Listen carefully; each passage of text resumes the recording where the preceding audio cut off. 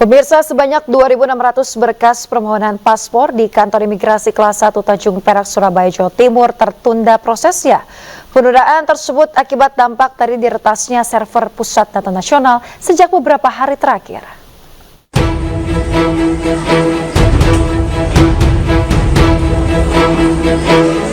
Sejumlah layanan publik di Indonesia terkena dampak peretasan server pusat data nasional.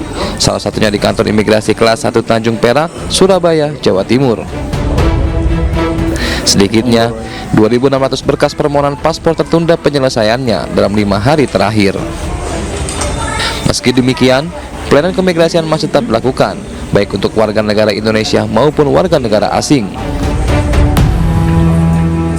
Kendala sistem kita yang sejak hari Sabtu pasti berdampak saat ini secara bertahap pemberian dokumen keimigrasian itu masih mendapatkan kendala.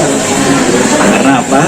Permohonan yang sudah kami terima dari masyarakat, baik itu melalui weekend passport maupun walk-in, kita bisa terima, tetapi untuk penyelesaian paspornya sampai saat ini masih terkendala. Khusus warga negara Indonesia, permohonan paspor yang biasanya selesai dalam 1 hari, kini tertunda dalam waktu yang tidak bisa ditentukan. Dari Surabaya, Jawa Timur, Nur Syafi'i, iNews melaporkan. Terganggunya layanan publik berbasis cyber akibat serangan ransomware dikritik oleh pakar telematika Roy Suryo. Ia mengingatkan pemerintah jangan remehkan serangan ransomware ini karena akan berakibat fatal.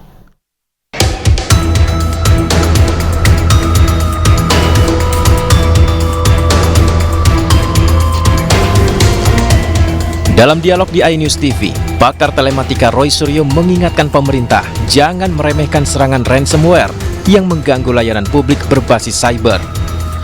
Karena serangan ransomware ini membuktikan pusat data nasional Indonesia masih sangat rapuh.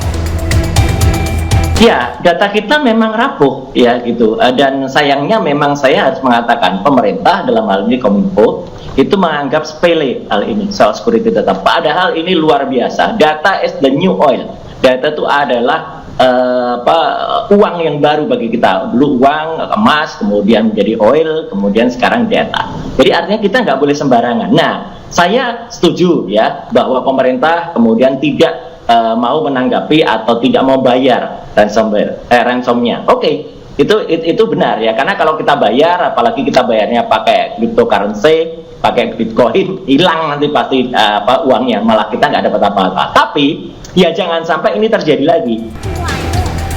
Diberitakan sebelumnya gangguan yang terjadi pada pusat data nasional membuat layanan publik terganggu. Badan Cyber dan Sandi Negara menyebut gangguan ini disebabkan oleh serangan cyber melalui ransomware ke server yang ada di Surabaya. Akibat serangan ini, 210 instansi pemerintah terganggu. Gangguan paling parah dialami pelayanan imigrasi Kementerian Hukum dan HAM. Bahkan imigrasi di Bandara Soekarno-Hatta harus melakukan pelayanan secara manual. Tak hanya Kemenkumham, gangguan PDNS juga berdampak pada sejumlah layanan berbasis online di Kemendikbudristek. Sementara itu penyerang sistem PDNS meminta tebusan untuk mengembalikan data yang diambil. Nominal uang yang diminta bernilai fantastis yaitu 8 juta dolar atau setara dengan 131 miliar rupiah. Menanggapi teror cyber tersebut, pemerintah membentuk tim gabungan dari BSSN, Kominfo, dan Polri untuk menginvestigasi kasus ini. Ya, tentu saja Polri akan berkolaborasi dengan stakeholder terkait lainnya untuk menangani kejadian-kejadian yang saat ini sedang terjadi. Mudah-mudahan, mohon doanya, semuanya bisa kita tuntaskan, semua yang terjadi ini bisa kita mitigasi dan kita antisipasi dengan kejadian kembali. Kita akan berfokus dengan sekretariat yaitu dari Kominfo, BSSN maupun yang lainnya. Meski terus didalami, pemerintah menduga pelaku serangan cyber ini adalah Lockbit, yaitu sindikat ransomware paling aktif di dunia selama 3 tahun terakhir. Dari data serangan yang terjadi di beberapa negara, pelaku serangan PDNS diduga berasal dari Rusia dan Korea Utara. Tim Liputan iNews melaporkan.